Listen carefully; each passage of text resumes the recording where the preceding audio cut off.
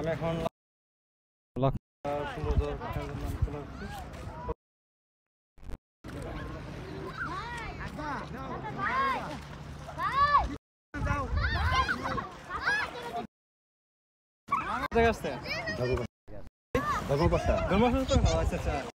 ধর্মপাশা থেকে না আসছেন কি দেখার জন্য তোমাদের এত রুদ্র মন্দির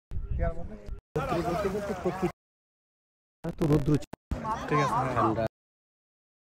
তারা প্রকৃতি টানে ছুটে তারা তো রুদ্র হৃদয়ের টান থেকে হৃদয়ের টান হ্যাঁ হ্যাঁ যাই হোক তো আপনার কাছে কেমন লাগতেছে আমাদের এলাকাটা মানে এটা তো লাকমাছড়া আসলে ঘটনা লাকমাছড়া এলাকা অনেক পাথর ছিল বেশ কয়েক বছর আগে এখানে পাথর ছিল পানিটাও আরো বেশি ছিল সংখ্যা কমে গেছে মানুষের তেমন কমে গেছে যাই হোক তো লাকমাছড়া লেক আসছে মানে মানে বারেকটিলা সুমন বাগান মানে কোন বেশি ভালো আমার কাছে বারেকটিলাটা ভালো যেহেতু এখানে জাদুকাটা বারেকটিলা একটা অন্যরকম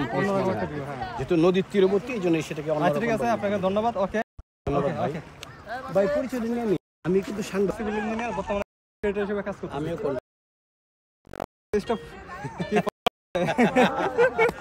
নাম বলেন চাইতে দেখবেন বাংলার বাঘ ভাই বাংলার বাঘ জিলানি ভাই বাংলার বাচ্চা আমি সার্চ করি আচ্ছা বাংলার বাঘ আমি ফেসবুকে ওকে ওকে ওকে মোহনগঞ্জ থেকে আসছেন এখানে ঠিকই আচ্ছা এখানে ভিউটা কিরকম আসলে অন্য অন্য জায়গা থেকে আমাদের লাকমাছড়াটা কিরকম ধন্যবাদ দেখা পাশাপাশি আরো এখানে আগের মতো সেই পরিবেশ এখানে নাই আগের পাথর ছিল স্রোত ছিল তারপরে ভালো লেগেছে টাঙ্গুয়ার হাওর হয়ে আমরা আপনার বাড়ি কপিল জাদুঘর নদী দেখেছি বেশ ভালো লেগেছে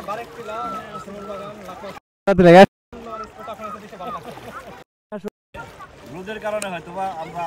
ওই জায়গাটি জাদুঘর নদীটা দেখতে পাচ্ছি তারপরে ভালো লেগেছে জাদুঘর নদী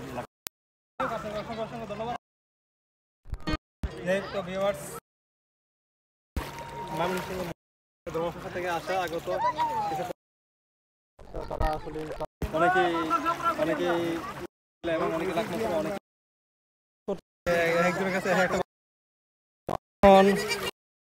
মধ্যনগর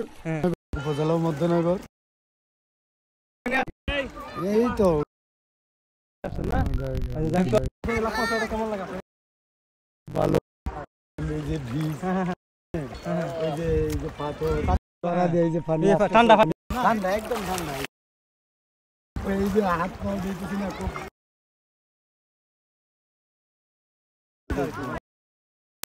ধন্যবাদ আপনাকে আচ্ছা আমার ফেসবুক পেজে ফলো আছে